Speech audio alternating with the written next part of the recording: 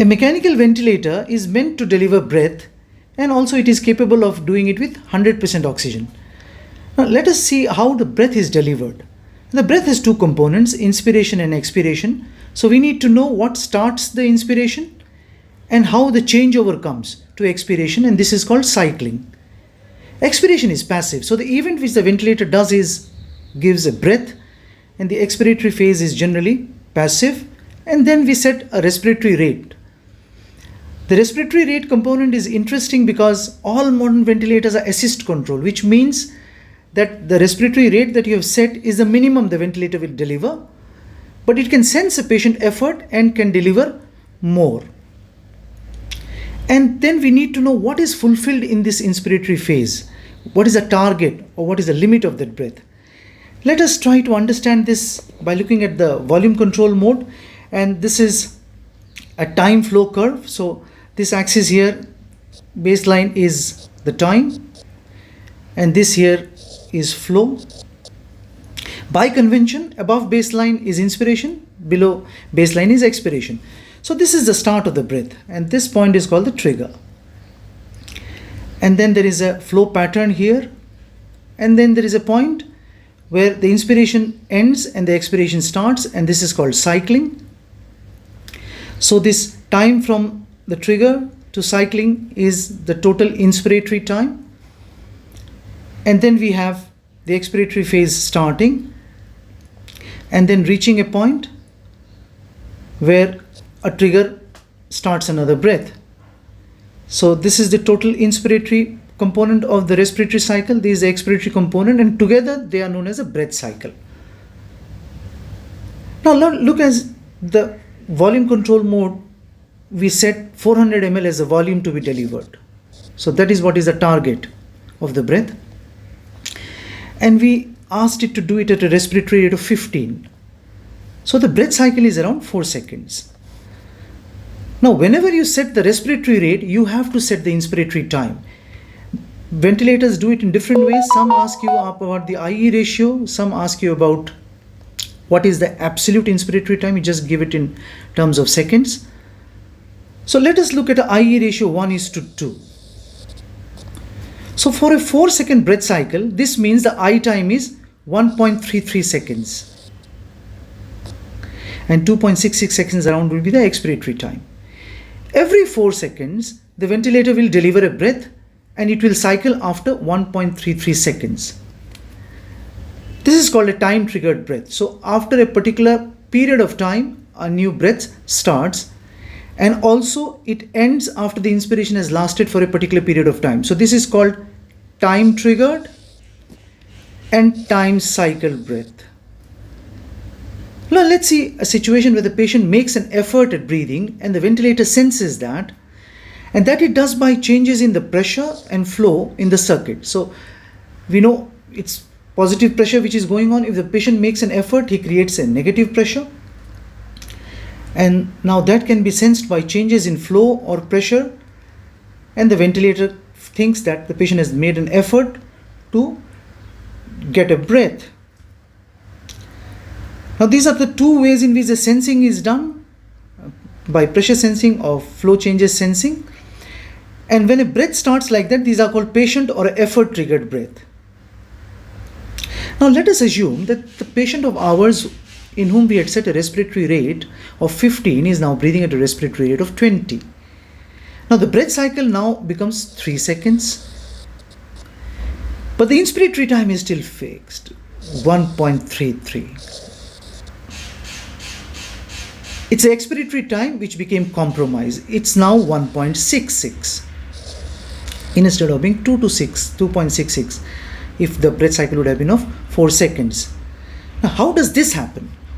This happens because if the patient makes an effort, which is a trigger, it is registered only during the expiratory phase. Let us look at how do we explain it here in the graph. So if the patient makes any effort during this inspiratory time, it will only produce some distortions in the flow, but it will not lead to any generation of a new breath. The breath will continue and the cycling will happen after a particular inspiratory time is gone. But let's say the patient during the expiratory phase makes an effort somewhere here.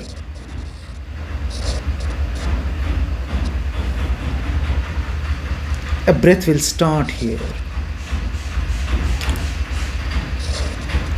And this breath will have the same inspiratory time as a previous breath. All breaths, whether they are triggered by the patient or time triggered, the inspiratory time will be fixed and the expiratory time can keep changing. And as we had alluded earlier, expiratory time is generally passive on ventilators. Now, let us look at the volume delivery. How is it done? That was the target of our breath. So we know that 400 ml had to be delivered in 1.33 seconds. So which means the 300 ml has to be delivered in 1 second. By convention, we generally write it per minute, but I'm just giving an example. So what the ventilator does is, it sets a constant flow rate of this to meet this need. And when we look at the graph, you see when the breath starts, it reaches a particular flow very fast. This is called the rise time. This can also be manipulated, and we'll show it in real-time graphics. And then the flow remains fixed because it knows that if we keep the flow at this rate for this particular inspiratory time, which is also fixed, it will be able to deliver a 400 ml breath. And so when we put a patient on a volume control mode, what is set is the volume. So the pressure is now dependent on how much volume you want to deliver.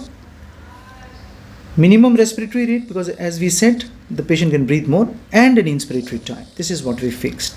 We also fixed the FiO2 and the PEEP, but these are fixed values. We will talk on the concepts of how this should be set as we talk later on. Now let us look at another mode, which is a pressure control mode. Here the target is what pressure is required, but the volume is dependent. And we have till now talked about cycling occurring by time, but is there any other mechanism by which cycling can occur? Yes, that is called flow cycling. And this is seen in support mode. Let us take the example of a pressure support mode. When you go to this mode, no respiratory rate is set.